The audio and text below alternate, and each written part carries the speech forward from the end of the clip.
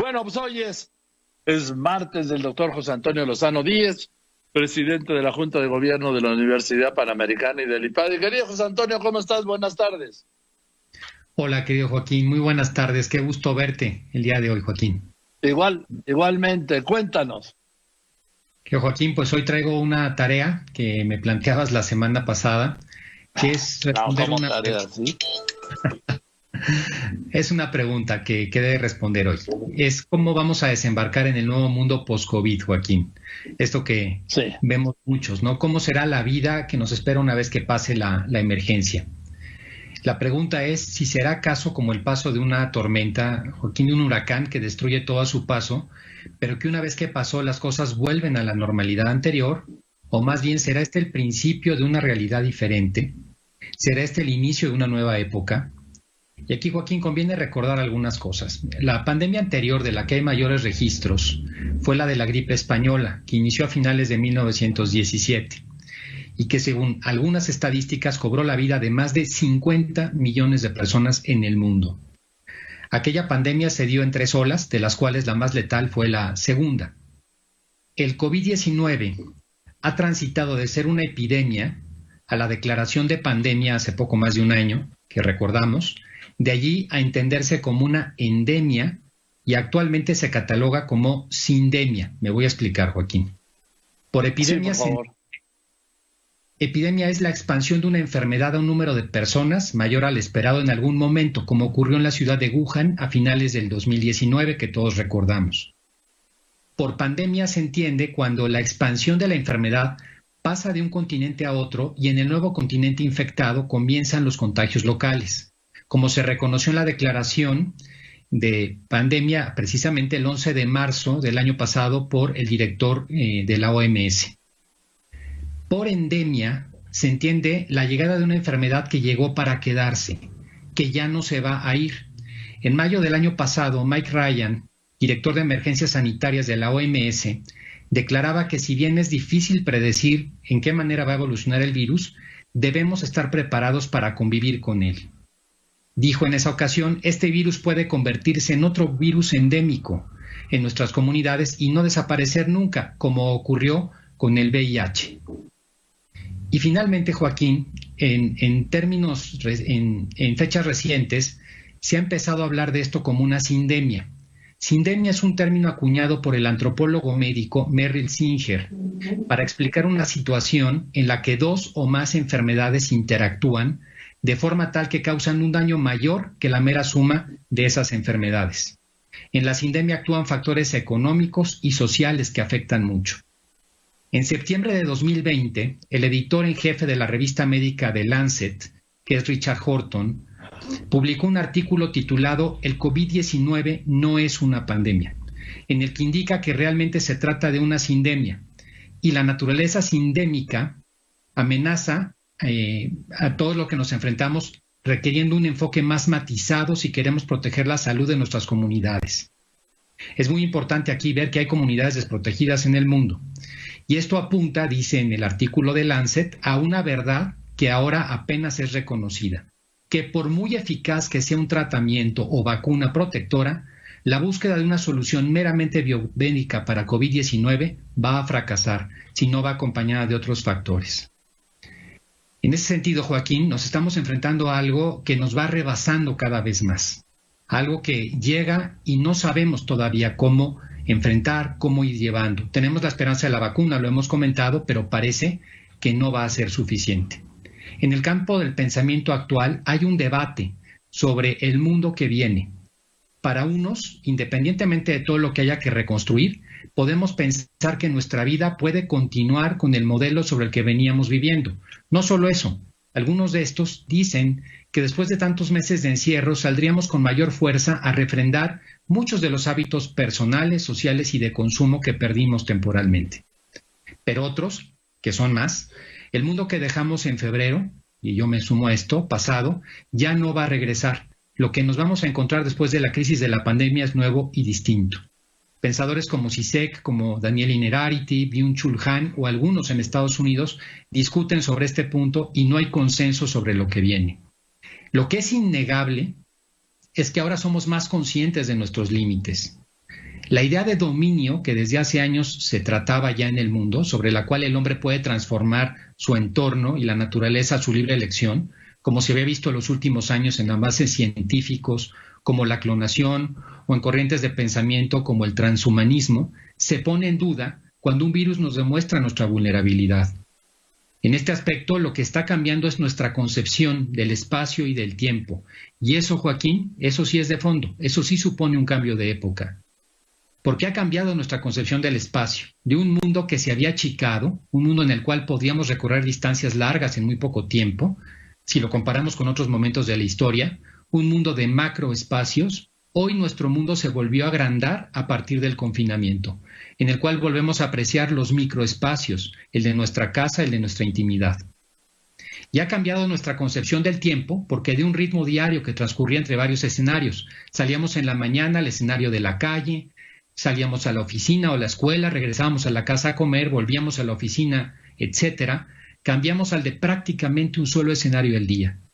Al no tener referencia de diferenciación de escenarios a lo largo del día, cambia nuestra concepción del tiempo. La falta de matices hace que el tiempo pase de una manera diferente.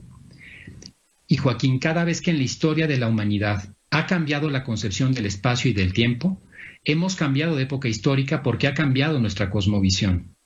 Así pasó con la caída del Imperio Romano en el siglo V. Al caer Roma, se acabó la Pax, aquella seguridad que garantizaba una vida relativamente tranquila en todo el territorio y toda Europa, se vio obligada a refugiarse en la figura de los feudos.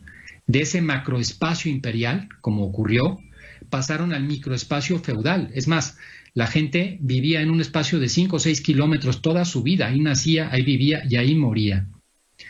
De otra manera, algo ocurrió también con la revolución industrial. La sociedad agraria, dispersa en pequeñas poblaciones, emigró a las ciudades, dando lugar a las grandes concentraciones urbanas. Cambió el espacio y el tiempo. Y ahora sucede lo contrario. En ciudades como Londres o Nueva York, las personas están saliendo de los centros urbanos para irse a los suburbios. El cambio de forma de trabajo ya no hace necesario los desplazamientos, por lo que es mejor y más cómodo hoy el home office. Hace unos meses, el director del Banco Barclays en Londres declaraba que él ya no se imaginaba grandes edificios corporativos donde se concentraran 6,000 personas a trabajar todos los días. Aquí en México, un director de banca corporativa me decía hace algunas semanas que en su área el home office había aumentado la productividad en casi un 20% y ya no tienen que pagar el costo de unas instalaciones corporativas. En centros urbanos, aquí en México, cercanos al Valle de México, como Cuernavaca, Cocoyoc o Valle de Bravo, ha crecido la demanda inmobiliaria hasta en 300% y ha aumentado de forma muy importante la densidad de la población entre semana. Y en ese sentido, Joaquín, me parece que nos esperan dos mundos nuevos, un mundo exterior y un mundo interior. Pero antes de dar alguna idea sobre ellos, también hay que recordar de dónde veníamos. Veníamos de escapar hacia el futuro. Veníamos del mundo que muchos pensadores llamaban VICA por sus siglas, de volatilidad, incertidumbre, complejidad y ansiedad, que era un mundo que no nos gustaba.